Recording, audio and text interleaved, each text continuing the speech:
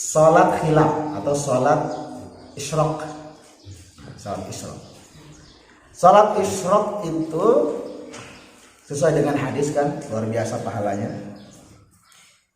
Kalau saya baca hadisnya, man shalla fi masjidi jama'atin, siapa yang salat berjamaah di masjid, thumma yajlisu fi musallahu, kemudian setelah salat dia duduk di tempatnya. Duduk, ngapain duduk? Bukan tidur, tapi yazkurullaha ta'ala, berzikir kepada Allah.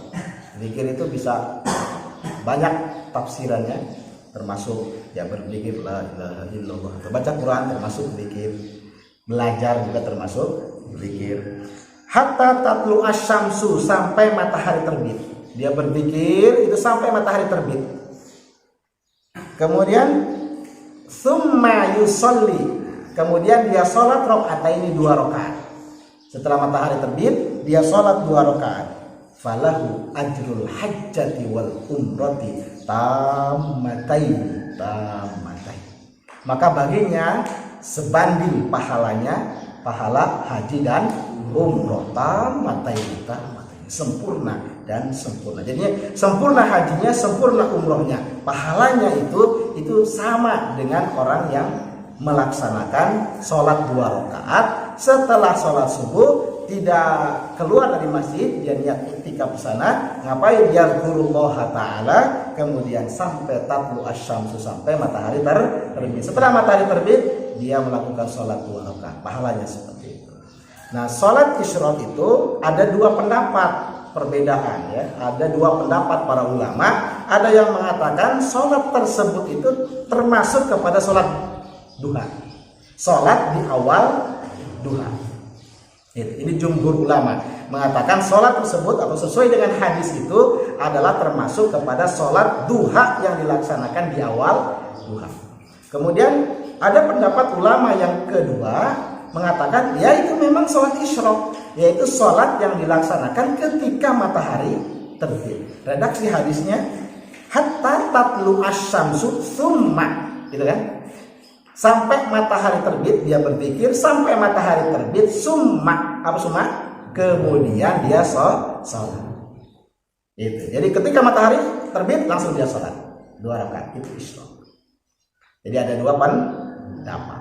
Yang pertama sholat isyraq atau sholat yang ada di hadis ini adalah sholat yang dilaksanakan di awal duha.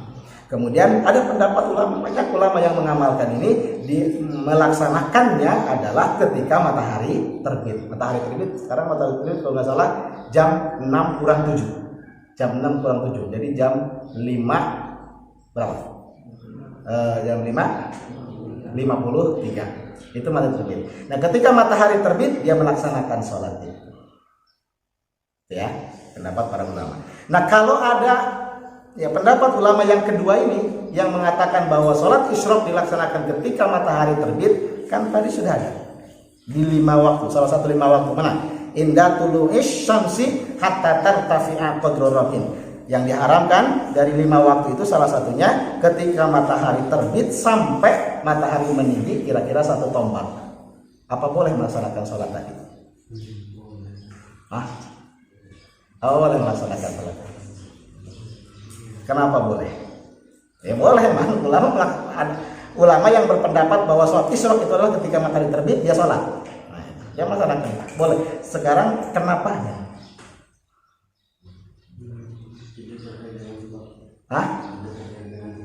Tidak terkait. Kalau tidak terkait dengan sebab atau termasuk kepada mutlak. Neng. Aisyah. Ayo, mikirnya pakai otak, jangan pakai perut. Meskipun perut lapar, otak bukan berpikir. Atau yang nggak puasa kali bisa berpikir nih. Malah. Kenapa boleh?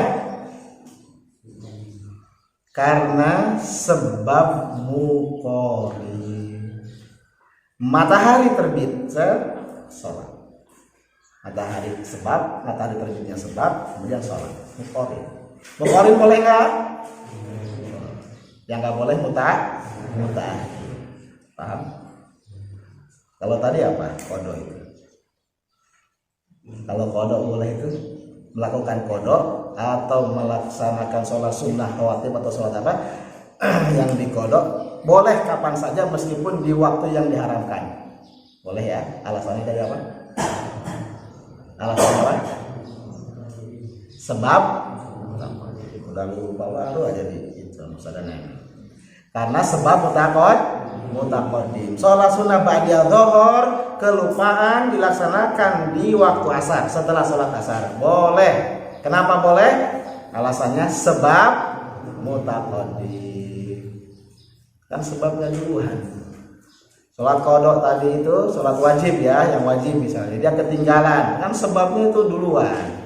Sebab qada adalah tidur. Nah itu sebabnya duluan, berarti sababun mutaqaddim. Boleh gak sababun mutaqaddim? Yang nggak boleh apa? Mutaqaddim. Kalau tadi sholat sunat isyraq apa? Muqari. Antara matahari terbit, kemudian ada sholat berbarengan. Persis seperti sholat kusuk. Kusuk itu termasuk kepada muqari. Terjadi gerhana, ada sholat berbarengan. Gerhana beres, tidak ada lagi sholat. Ya, berapa baris itu? Pembahasan kita baru satu pasal doang, tapi nyampe 1 jam. Masuklah itu ke otak. Hah? Pembahasan kita sebenarnya pendek tuh. Tuframu sholat yang diharamkan pendek. Apalagi di kitab tadi berapa baris doang? Tapi pembahasannya udah hampir 1 jam. Cuman meskipun pembahasannya luas sampai 1 jam, perlu dipertanyakan. Masuklah ke otak. Jangan tumpah. Jangan tumpah ya, kalau tumpah ambil lagi. Kan udah ditulis. Rugi. Kalau berceceran rugi. Mudah-mudahan bermanfaat. Wabillahi taufiq wal hidayah. Wassalamualaikum warahmatullahi wabarakatuh.